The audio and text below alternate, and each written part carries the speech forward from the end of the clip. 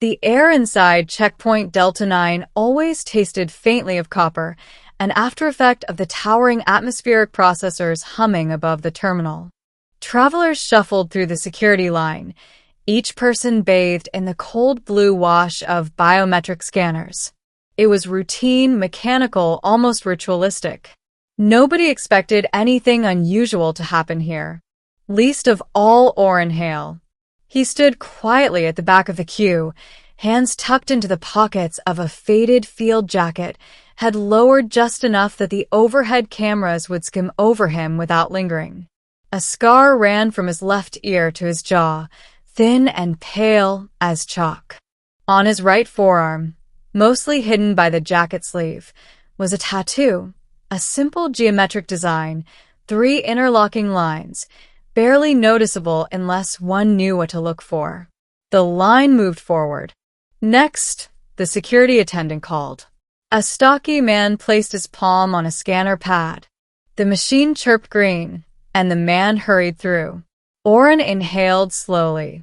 It had been years since he'd tried to pass through a government-sanctioned checkpoint. Years since he'd allowed any kind of security system to read him. But today, he had no choice. If he didn't get off-world before sundown, the hunter drones would sweep the lower districts, and they were not known for mercy. He stepped forward. Identification, the attendant said mechanically. Orin slid a forged ID card across the counter. At least, he hoped it was convincing. The broker who sold it to him swore it would burn through any civilian-grade verification. But Orin knew from experience that nothing was foolproof, not in a system this old and this paranoid. The attendant tapped the card on a pad. The terminal word. "Please roll up your sleeve," she said. Orin froze. "I already gave my ident," he replied, voice controlled. "New policy," she said without looking at him. "Arm scan required for all passengers boarding off-world flights. Won't take a moment." Orin felt a drop of sweat trail down his spine. His tattoo wasn't just ink. It wasn't decoration. It wasn't even supposed to exist anymore. But refusing would draw attention. So he pushed up his sleeve. The geometric pattern gleamed under the scanning light. The moment the scanner passed over it, the machine screamed, a jarring, metallic shriek as alarms flashed red across the terminal. System failure. Classified data present. Service history exceeds authorized access. The terminal went dark. The attendant stumbled back, eyes wide. What did you just do?" Orin didn't answer. He didn't have to, because armed guards were already storming across the checkpoint floor. And every single one of them was looking at him. The middle, Orin's past unfolds. Gun barrels leveled at his chest. "Hands where I can see them," a commander barked. The terminal's loudspeakers crackled to life. Security lockdown initiated. "Please remain calm. All passengers back away from the scanning zone." People scattered. Orin stood alone under the harsh lights.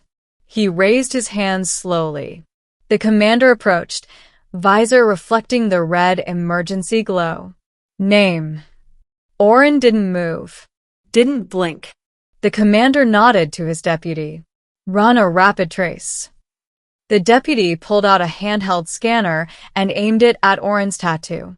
The device hummed, then sputtered, overloaded, and died. "What the hell?" the deputy muttered, shaking it as smoke drifted from its vents. The commander stared hard at Orin. "That symbol, I've seen it. A long time ago." So he remembered. Most people wouldn't have. The symbol wasn't public. It wasn't documented.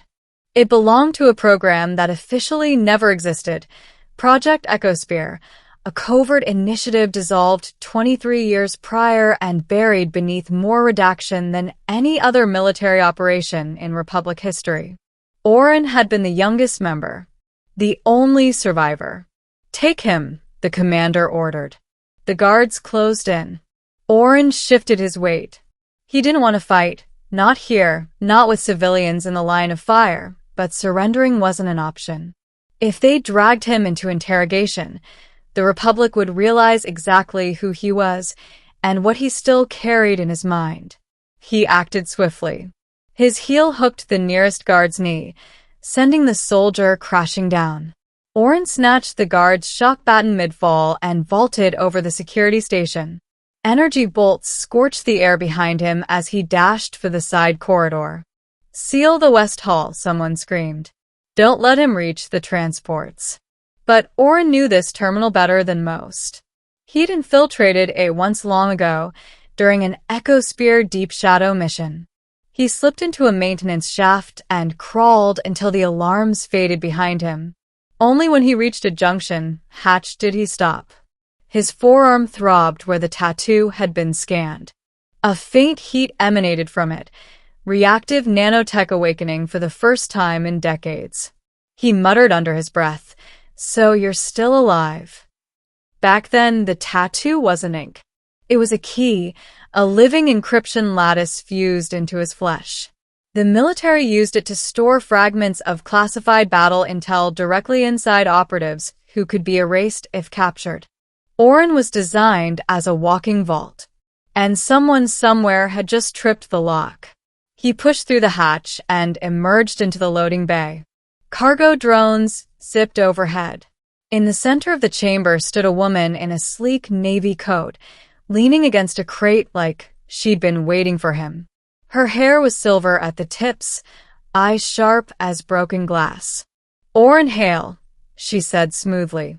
"You're harder to track than I expected." He recognized her, though barely. She had been a junior analyst during Ecosphere. Her name surfaced from the fog in his memory. "Director Vale," he said cautiously. "So you do remember," she replied. "Good. We don't have time for pleasantries. You triggered a classification cascade at the checkpoint. You need to come with me before the internal security forces get here." Orin narrowed his eyes. "Why would I trust you?" "Because," she said, stepping closer, "the Republic wants to shut you down permanently." "I don't." She tapped a wristband. A holographic projection flickered to life. It displayed schematics of Orin's tattoo, expanding into multiple encrypted layers. "The system crash you triggered," she continued. "It wasn't an accident. Something inside that tattoo is broadcasting again." "Broadcasting what?"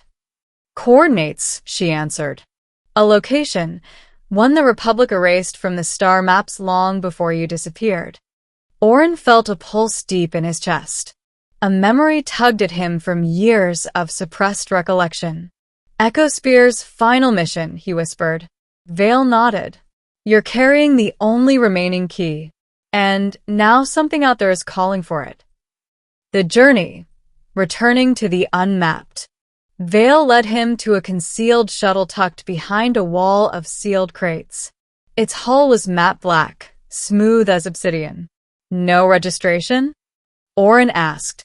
"No questions," Vale replied. They boarded, Vale launching the craft through a private exit port. The shuttle shot into the sky, slipping past the security grid with a signal-scrambling cloak. Once in orbit, she let the autopilot stabilize. Orin strapped in, staring out the viewport at the swirling neon bands of the planet below. If what you say is true, then the Republic knew decades ago. They knew something was out there. "They always knew," Vale said. "Ecosphere was designed to reach it first." Orin closed his eyes. Memories he had buried deep began resurfacing. The blackened fortress floating in the void. The signal that civilization